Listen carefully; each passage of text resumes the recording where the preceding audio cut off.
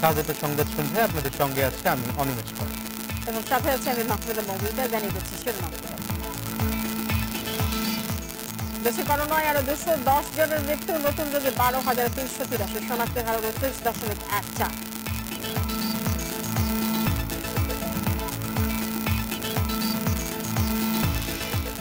$10 কমেই সিনোফার্মের 1.5 কোটি ডোজ টিকা কিনছে সরকার, ক্রয় সংক্রান্ত মন্ত্রিসভা কমিটির অনুমোদন।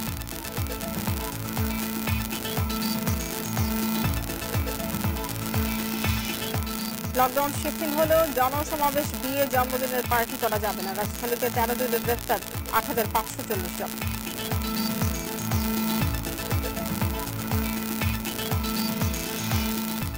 রওশন এরশাদকে জাতীয় পার্টির চেয়ারম্যান ঘোষণা এরিকের, নতুন কমিটি সম্পর্কে জানেন না জিএম কাদের।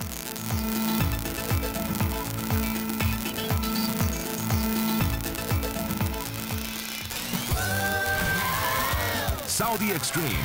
Enjoy smooth speed. শুনছিলেন শিরোনাম, এবার জানাবো বিস্তারিত। দেশে করোনায় আরো 210 জনের মৃত্যু হয়েছে, এর মধ্যে পুরুষ 131 এবং নারী 79 জন। এ নিয়ে মোট প্রাণহানি হল 17,052 জনের। 627টি ল্যাবে 24 ঘন্টায় 42,490 নমুনা পরীক্ষায় করোনা শনাক্ত হয়েছে 12,383 জনের। পরীক্ষা বিবেচনায় শনাক্তের হার 29.14%। বুধবার স্বাস্থ্য অধিদপ্তরের বিজ্ঞপ্তিতে জানানো হয়, দেশে মোট করোনা শনাক্তের সংখ্যা দাঁড়ালো 10,59,538 জনে। সুস্থ হয়েছেন আরো 8,245 জন। এ নিয়ে মোট সুস্থ 8,97,412 জন।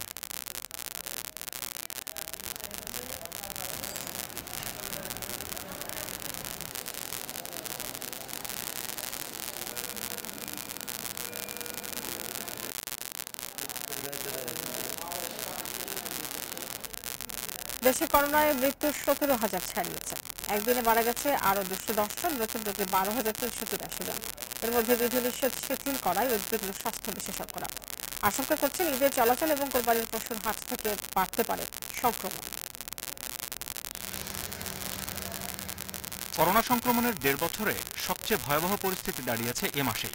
গত মাসে করোনা শনাক্ত হয় 1,12,718 জনের, আর জুলাইয়ের 14 দিনেই এই সংখ্যা 1,46,000-এরও বেশি। 627 ল্যাবে গত 24 ঘন্টায় 42,400 নমুনা পরীক্ষায় 12,383 জনের করোনা শনাক্ত হয়েছে। নমুনা পরীক্ষা বিবেচনায় শনাক্তের হার 29.14। এ নিয়ে দেশে মোট করোনা আক্রান্ত 10,59,538 জন।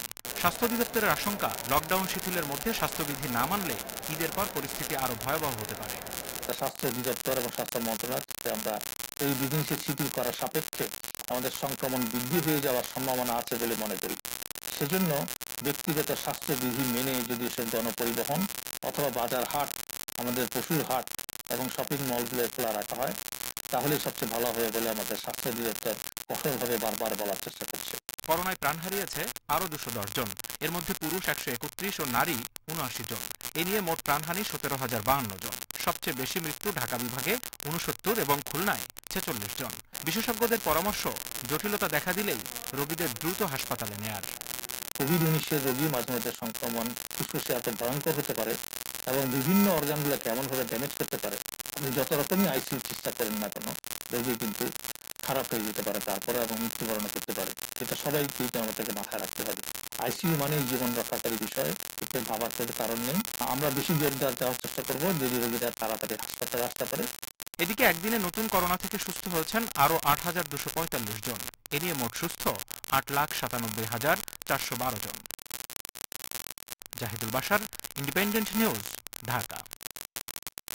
বিশ্বে একদিনে 8,000-এর বেশি মানুষের মৃত্যু ও নতুন রোগী শনাক্ত হয়েছে প্রায় 5,10,000। ব্রাজিলে এখনও নিয়ন্ত্রণের বাইরে মহামারী। দেশটিতে একদিনে 1,600 মানুষের মৃত্যু হয়েছে, শনাক্ত 45,000 রোগী। এ নিয়ে করোনায় মোট প্রাণহানি 40,67,000 ছাড়ালো। মোট আক্রান্ত 18,86,00,000-এর বেশি। ভারতে একদিনে 623 জন মারা গেছেন। নতুন রোগী মিলেছে 40,000। জিম্বাবুয়েতে দেখা দিয়েছে ভ্যাকসিন সংকট। স্কটল্যান্ডে বিস্তার কমে আসায় শিথিল করা হচ্ছে নিষেধাজ্ঞা, তবে ঘরের বাইরে মাস্ক পরা বাধ্যতামূলক থাকছে। ফ্রান্সে বিস্তার নিয়ন্ত্রণে আসায় খুলে দেওয়া হয়েছে বার, রেস্তোরাঁ, শপিং মল। এছাড়াও 50 জন মানুষ জনসমাগমে অনুমতি দেওয়া হয়েছে। অস্ট্রেলিয়ার সিডনিতে লকডাউনের মেয়াদ আরও অন্তত 14 দিন বাড়ানো হয়েছে। এদিকে দৈনিক মৃত্যু বেড়েছে কলম্বিয়া, ইন্দোনেশিয়া, আর্জেন্টিনায়।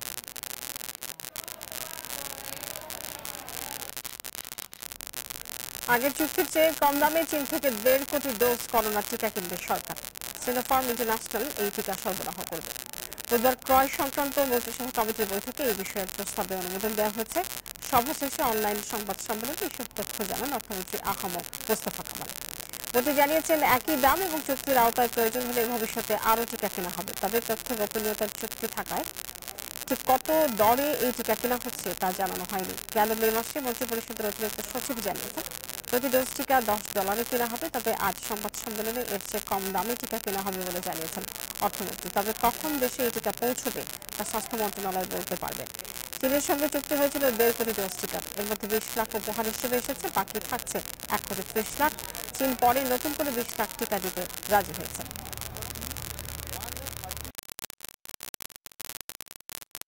আগে থেকে প্রাইস কম, আমরা আগে যে প্রাইস পেয়েছিলাম তার সাথে আমরা সময় পাচ্ছি এবং দেশটি এটা যদি মানে আমরা যদি ইয়ে করেন তাহলে ইন্ডিকেট করছি আমরা আগে একবার পিছনে পড়ে গেছিলাম, আবার পিছনে পড়ার সম্ভাবনা আছে। এই পার্সেসগুলো সিলেক্টিভ পার্সেস এবং এগুলো সম্বন্ধে ফর টেকনিক্যাল রিজনস আমরা আপনাদেরকে ডিটেইল আর বলতে পারি না এবং বলার সম্ভব হচ্ছে না। রাজধানীর সোহরাওয়ার্দী হাসপাতালে টিকা নিতে গিয়ে ভোগান্তিতে পড়েছেন সৌদি ও কুয়েত প্রবাসীরা।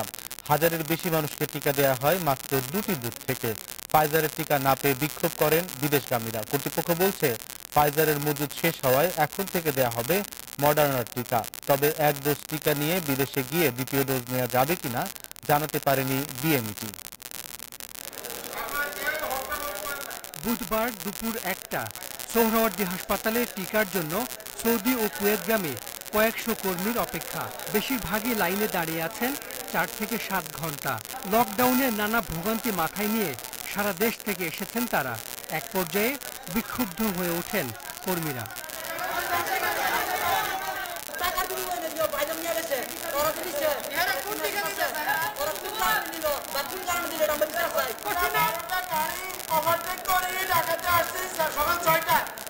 এখনো আমরা বাজার থেকে বাইরে কেন প্রথম বলছে যে 500 টাকা দিতে আমরা বর্তমানে দিব আমি বলছি যে না, আমি কেন টাকা দিব। ভেতরে গিয়ে দেখা গেল সেখানেও টিকার জন্য অপেক্ষা কম নয়, তবে টিকার বুথ মাত্র 2টি। ফলে ভোগান্তি বেড়েছে কর্মীদের।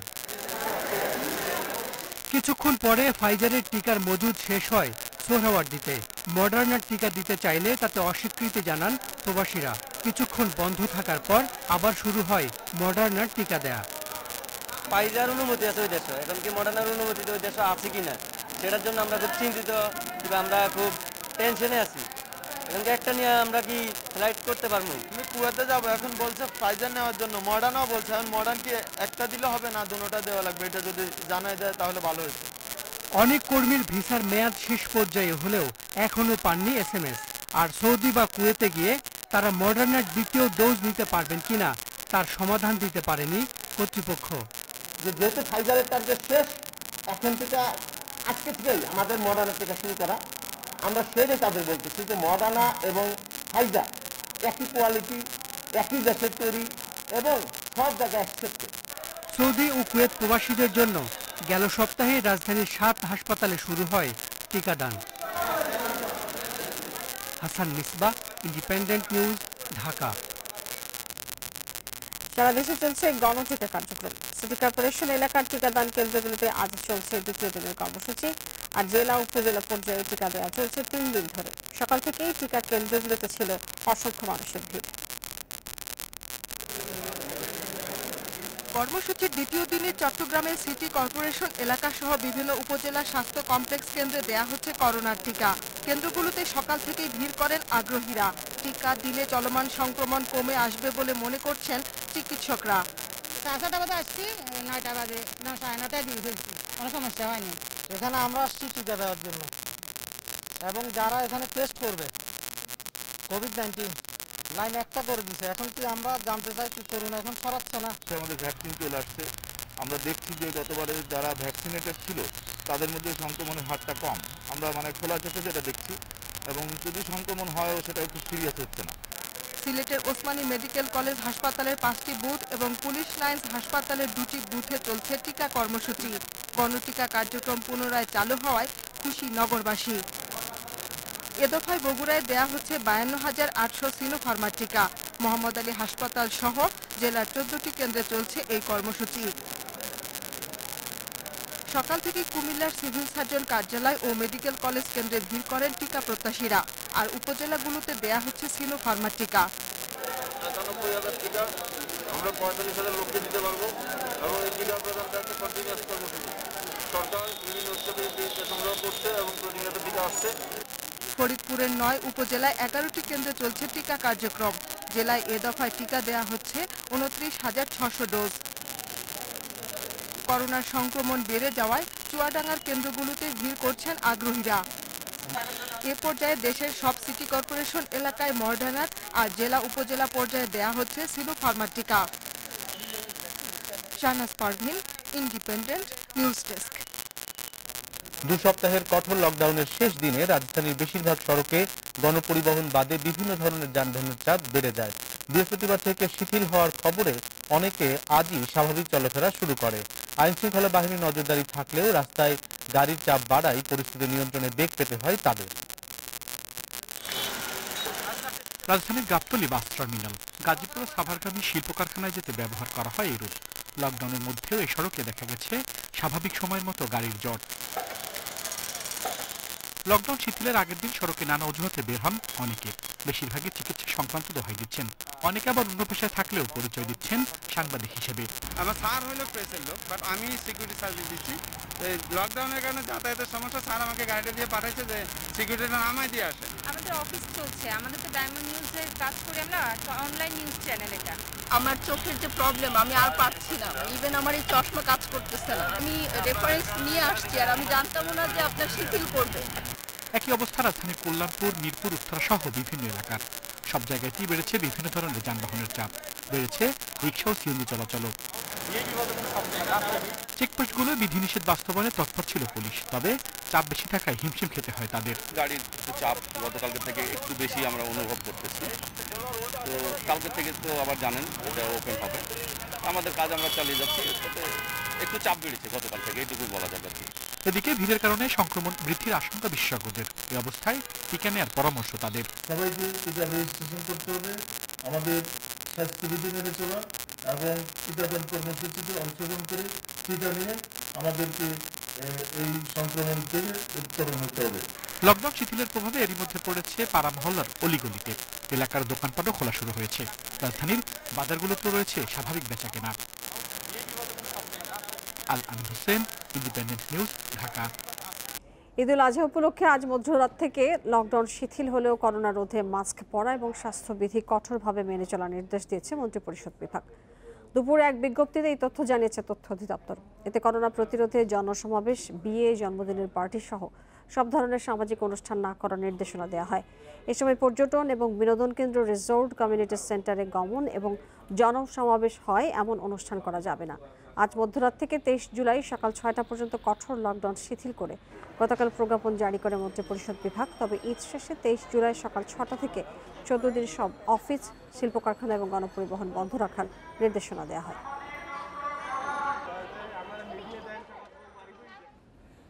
লকডাউন শিথিল করায় আগামীকাল থেকে সারা দেশে শুরু হচ্ছে ট্রেন চলাচল। এর আগে আজ সকাল 8টা থেকে অনলাইন ও অ্যাপের মাধ্যমে শুরু হয়েছে টিকিট বিক্রি। তবে সার্ভার জটিলতার কারণে অনেকেই টিকিট কাটতে পারছে না বলে অভিযোগ করেছেন। অনলাইন ও অ্যাপে আজ দেয়া হচ্ছে 16, 17 ও 18 জুলাইয়ের টিকিট। যাত্রীদের সামাজিক ও শারীরিক দূরত্ব নিশ্চিতে আন্তনগর ট্রেনগুলোতে আসন সংখ্যার অর্ধেক টিকিট বিক্রি করা হচ্ছে। রেলওয়ে কর্তৃপক্ষ জানিয়েছে কাল থেকে 22 জুলাই পর্যন্ত সারা দেশে 38 জোড়া আন্তনগর ট্রেন ও 19 জোড়া লোকাল ট্রেন চলবে। করোনা সংক্রমণ বাড়ায় গেল 22 জুন যাত্রীবাহী ট্রেন চলাচল বন্ধ করে দেয় কর্তৃপক্ষ।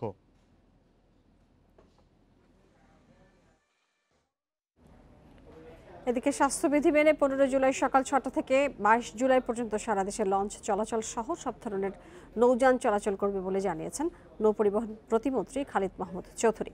দুপুরে সচিবালয়ের সংবাদ সম্মেলনে তিনি আরও জানিয়েছেন, লঞ্চগুলোর স্বাস্থ্যবিধি মেনে ডেকে ধারণ ক্ষমতার অর্ধেক যাত্রী নিতে পারবে। তবে যাত্রীদের নির্ধারিত ভাড়ার চেয়ে 60 ভাগ বেশি টাকা দিতে হবে। অতিরিক্ত যাত্রী নেওয়া হলে মালিকদের বিরুদ্ধে ব্যবস্থা নেওয়া হবে। এ সময় নৌপরিবহন প্রতিমন্ত্রী বলেছেন, স্বাস্থ্যবিধি মেনে চলার ক্ষেত্রে সরকার অত্যন্ত কঠোর এবং এক্ষেত্রে কোনো ছাড় দেওয়া হবে না। লঞ্চে স্বাস্থ্যবিধি মেনে চলার পাশাপাশি সবাইকেই মাস্ক পরতে হবে। এর ব্যতিক্রম হলে জরিমানা করা হবে। প্রতিমন্ত্রী জানিয়েছেন, এসব নির্দেশনা প্রতিপালনে মালিকপক্ষ, বিআইডব্লিউটিএ এবং স্থানীয় প্রশাসনকে নির্দেশ দেওয়া হয়েছে। এই মার্কিং অনুযায়ী তাদেরকে বসতে হবে এবং এখানে সবথেকে যেটা বেশি গুরুত্ব দিচ্ছি আমরা সেটা হচ্ছে মাস্ক। শতভাগ এখানে মাস্ক পরিধান করতে হবে এবং এই ব্যাপারে কোনো ধরনের আমাদের ছাড় দেওয়া নাই। যেই সকল লঞ্চ মালিকরা শিথিলতা দেখাবে তাদেরকেও আমরা এই জরিমানার আওতায় আনবো। লকডাউনে ক্ষতিগ্রস্ত অসহায় মানুষের সহায়তায় প্রধানমন্ত্রীর প্রণোদনা যেন ঠিক মতো পৌঁছায় সেদিকে নজর রাখার নির্দেশনা দিয়েছেন আওয়ামী লীগের সাধারণ সম্পাদক ওবায়দুল কাদের। প্রণোদনা নিয়ে কোনো অনিয়ম সহ্য করা হবে না বলেও হুঁশিয়ারি দেন তিনি। দুপুরে রাজধানীর বাসভবনে ব্রিফিংয়ে ওবায়দুল কাদের আরও বলেন, ঈদযাত্রায় মানুষের ভোগান্তি কমাতে লকডাউন শিথিল হয়েছে। প্রণোদনে যেন স্বজনপ্রীতি না হয়, প্রণোদনার অর্থ যেন বেহাত না হয় এবং প্রকৃত ক্ষতিগ্রস্তদের হাতে পৌঁছায় সেদিকে খেয়াল রাখতে হবে। এক্ষেত্রে কোনো অনিয়ম সহ্য করা হবে না। জাতীয় পার্টিতে গৃহ বিবাদ থামছেই না। বুধবার বেগম রওশন এরশাদকে জাতীয় পার্টির চেয়ারম্যান এবং বিদিশা সিদ্দিককে দলের কো চেয়ারম্যান ঘোষণা করে এরিক এরশাদ। এতে বিবাদ আরও প্রকাশ্য রূপ নিয়েছে। এদিকে জিএম কাদের বলেছেন, কে কাকে কি ঘোষণা দিয়েছে জানি না এবং তা গ্রহণও করি না। জাতীয় পার্টির প্রতিষ্ঠাতা চেয়ারম্যান হোসেন মোহাম্মদ এরশাদের মৃত্যুর পর কয়েকবার ভাঙনের মুখে পড়ে দল, যা দেবর ভাবির দ্বন্দ্বেও রূপ নেয়। তবে সব সামলে সবশেষ কাউন্সিলের মাধ্যমে দলের চেয়ারম্যানের দায়িত্ব পান এরশাদের ছোট ভাই জিএম কাদের। এরপরও থামেনি গৃহবিবাদ। আলোচনায় আসেন এরশাদের সাবেক স্ত্রী বিদিশা সিদ্দিক। এরশাদের দ্বিতীয় মৃত্যুবার্ষিকী উপলক্ষে বুধবার বাড়িধারার প্রেসিডেন্ট পার্কে এক দোয়া ও মিলাদ মাহফিলের আয়োজন করা হয়। সেখানে রওশন এরশাদকে জাতীয় পার্টির চেয়ারম্যান এবং বিদিশাকে কো চেয়ারম্যান ঘোষণা করে এরিক এরশাদ। আমার চাচা জিএম কাদের অবৈধভাবে চেয়ারম্যানের দায়িত্ব পালন করছে। আমার আম্মা বেগম রওশন এরশাদ থাকবেন জাতীয় পার্টির চেয়ারম্যান, আমার মাতা বিদিশা এরশাদ থাকবেন জাতীয় পার্টির কো চেয়ারম্যান এবং সাথে থাকবেন আমার ভাই সাদ এরশাদ। এরশাদ সাহেবের স্বপ্ন বাস্তবায়ন করব। আমি মা বিদিশা এরশাদ আমার দুই সন্তান সাদ এরশাদ এবং এরিক এরশাদকে সাথে নিয়ে আমাদেরকে কেউ রুখে দাঁড়াতে পারবে না, আমাদেরকে থামাতে পারবে না। এদিকে এরশাদের মৃত্যুবার্ষিকী উপলক্ষে দুস্থদের মাঝে খাবার বিতরণ অনুষ্ঠানে জিএম কাদের বলেন, একজন ব্যক্তি একসাথে দুটি দল করতে পারেন না। দল করার ব্যাপারে আমাদের কোনো আপত্তি কারো সম্পর্কেই নেই। একসঙ্গে দুটি দল কেউ করতে পারবেন না, আমাদের গঠনতন্ত্রে পরিষ্কার লেখা আছে। আমাদের এই করে ঘোষণা কেউ কারণ আমি যেটাই বলতে পারি, এটা নিয়ে আমরা কিছু জানি না, আমরা সেইভাবে গ্রহণ করি না। এর আগে গত 35 বছরে জাতীয় পার্টি 4 বার ভাঙনের শিকার হয়। Mahmudul Hasan, Independent News, Dhaka. SSC, HSC ও সমমানের পরীক্ষার বিষয়ে আগামীকাল চূড়ান্ত সিদ্ধান্ত জানাবেন শিক্ষামন্ত্রী দীপু মনি। এবার পরীক্ষা ছাড়া মূল্যায়ন হবে না বলে জানিয়েছে শিক্ষা বোর্ড।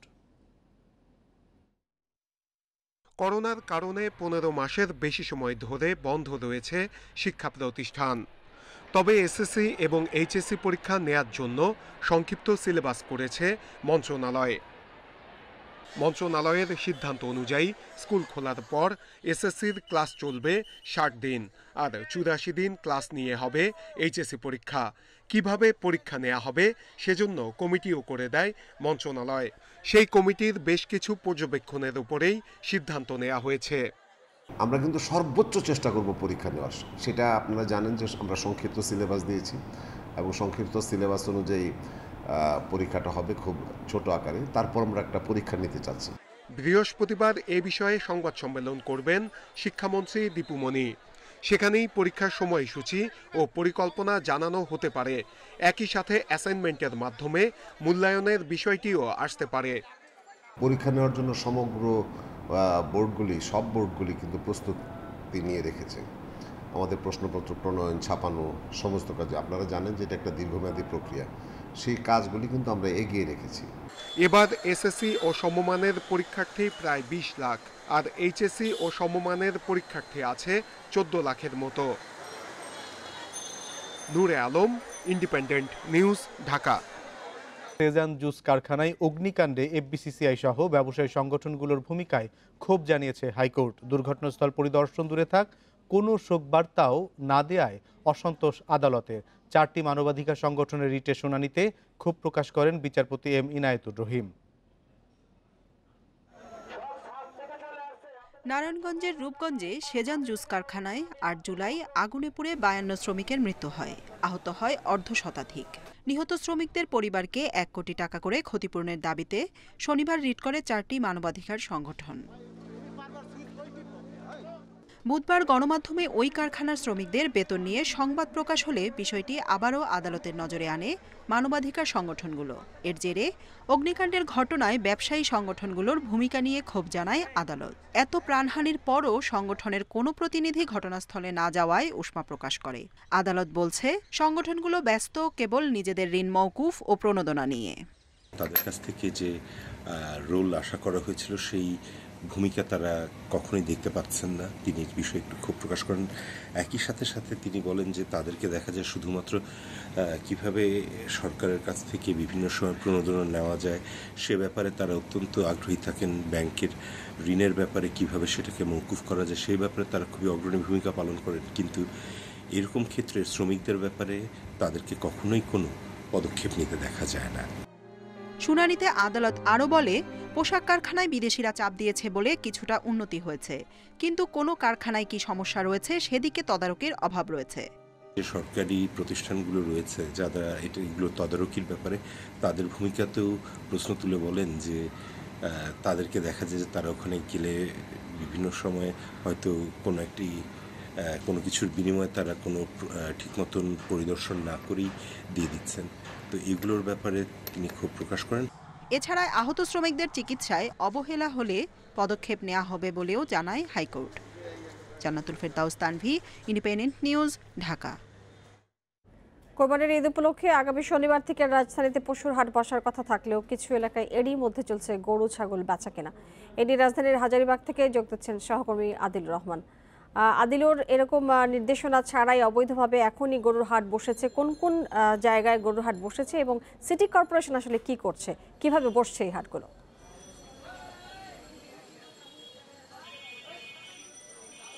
দেখুন, আমি তো এখন আছি আসলে হাজারীবাগে। এছাড়া আমরা যেটি খবর পেয়েছি বা আমি আজকে দুপুরেও সেখানে গিয়েছিলাম, মেরাদিয়া হাট বসেছে, আফতাবনগরে হাট বসেছে, ধূপখোলায় হাট বসেছে, এমন কিন্তু অনেক জায়গাতেই, অর্থাৎ এবছর যে 2টি স্থায়ী সহ 20টি হাট বসার কথা, এরই মধ্যে তার অনেকগুলো হাটই কিন্তু বসে গিয়েছে। যদিও সরকারি যে নির্দেশনা সেই নির্দেশনা অনুযায়ী 17 তারিখ থেকে হাট শুরু হবার কথা এবং সেটি 5 দিন আসলে এই হাটগুলোতে পশু বেচা বিক্রি চলবে। এছাড়া কিন্তু আরো বেশ কিছু নির্দেশনা ছিল, বা রাস্তার উপরে পশুর হাট বসানো যাবে না, কিন্তু সেগুলোও কিন্তু এখন পর্যন্ত আসলে ইজারাদাররা মানছেন না, সেটাই কিন্তু আমরা আসলে দেখতে পাচ্ছি। এবং ইজারাদারদের যে যারা আসলে হাটগুলো ইজারা নিয়েছেন, প্রত্যেকটা ইজারাদারই আসলে কোনো না কোনো ভাবে ওই এলাকার প্রভাবশালী ব্যক্তি, যে কারণে এই যে নিয়ম নীতিগুলো, সেই নিয়ম নীতিগুলো তোয়াক্কা করে আসলে মূলত ইজারাদাররা এই মুহূর্তে হাটগুলো তারা বসিয়েছেন। এবং কোনো কোনো হাটে কিন্তু আসলে পশু বিক্রিও শুরু হয়ে গিয়েছে বলেই আমরা আসলে দেখতে পাচ্ছি। এবং আমি যদি হাজারীবাগ হাটের কথা বলি, এই হাটটি যারা নিয়েছেন, এই হাজারীবাগ থানা আওয়ামী লীগের যিনি সাধারণ সম্পাদক আছেন তিনি ইজারা নিয়েছেন, এবং তার ইজারার যে কমিটি, সেই কমিটির অন্যতম একজন পরিচালক কাউন্সিলর, এবং তিনি আবার প্যানেল মেয়রও। অর্থাৎ এইভাবে করে আসলে কাউন্সিলররাই বিভিন্ন হাটের সাথে আসলে জড়িত থাকার কারণে যে হাটগুলো আসলে নিয়ম মেনে করা হচ্ছে কিনা বা স্বাস্থ্যবিধি মানা হচ্ছে কিনা, এটি কিন্তু প্রথম দেখার কথা সেই স্থানীয় কাউন্সিলরকে। আর স্থানীয় কাউন্সিলররাই যখন এসব হাটের ইজারার সাথে আসলে জড়িত থাকেন, সেক্ষেত্রে স্বাস্থ্যবিধি উপেক্ষিত থাকে, নিয়ম। সিটি কর্পোরেশনের তদারকি টিম আপনি মাঠে দেখেছেন কিনা? দেখুন 10 তারিখ থেকে ঢাকা দক্ষিণ সিটি কর্পোরেশনে হাট বসা শুরু করেছে, কিন্তু এর মধ্যে আমরা কোনো হাটেই সিটি কর্পোরেশনের তদারকি কোনো টিম আমরা দেখিনি। যখন আমরা ঢাকা দক্ষিণ সিটি কর্পোরেশনের প্রধান নির্বাহী কর্মকর্তার সাথে কথা বলেছি, তিনি আমাদেরকে যেমনটি জানিয়েছেন যে এই হাটগুলো মনিটরিং করার জন্য, তদারকি করার জন্য নির্বাহী ম্যাজিস্ট্রেট আছেন, ভলেন্টিয়াররা আছেন, কিন্তু কাউকেই এখন পর্যন্ত আমরা মাঠে দেখতে পাইনি, যে কারণে স্বাস্থ্যবিধির বিষয়টি আসলে উপেক্ষিত থেকে গেছে। ইজারা শর্তগুলো যেগুলো সেগুলো কিন্তু আসলে অনেকে মানছেন না। ঝুঁকিপূর্ণ ঘনবসতিপূর্ণ এলাকার মধ্যে হাটগুলো বসানো হয়েছে এবং এই এলাকার বাসিন্দারা যারা আছেন তারা কিন্তু শঙ্কিত, কারণ যেহেতু এবার করোনা মহামারী, সে কারণে তারাও চাচ্ছেন না যে ঘনবসতিপূর্ণ এলাকার মধ্যে হাট আসলে বসানো হোক। সেটা কিন্তু আসলে সিটি কর্পোরেশন বা ইজারাদার কেউ কিন্তু আসলে সেই ঝুঁকির বিষয়। আদিলুর, আপনাকে অনেক ধন্যবাদ আমাদের সাথে যুক্ত হয়ে বিষয়ে তথ্য দেওয়ার জন্য। একটি বাসে বিস্ফোরণে 9 চীনা প্রকৌশলী সহ অন্তত 12 জন নিহত হয়েছেন, আহত 28 জন। এনডিটিভি জানিয়েছে বুধবার সকালে দেশটির উত্তরাঞ্চলের খাইবার পাখতুনখাওয়া প্রদেশে এই ঘটনা ঘটে। প্রতিবেদনে বলা হয় বাসটিতে চীনের 40 জন নাগরিক ছিলেন, যারা সবাই চীনের অর্থায়নের শুরু হওয়া দাসু জলবিদ্যুৎ বাঁধ নির্মাণ প্রকল্পের কর্মকর্তা। ঘটনার কারণ খুঁজতে তদন্ত চললেও প্রাথমিকভাবে ধারণা করা হচ্ছে সিলিন্ডার থেকে গ্যাস বের হয়ে এই বিস্ফোরণ ঘটেছে। তবে চীনের দাবি বাসটিতে বোমা হামলা হয়েছে। এই ঘটনার নিন্দা জানিয়ে চীনা নাগরিকদের সুরক্ষা নিশ্চিতে পাকিস্তানকে আরও সতর্ক হওয়ার তাগিদ জানিয়েছে বেইজিং।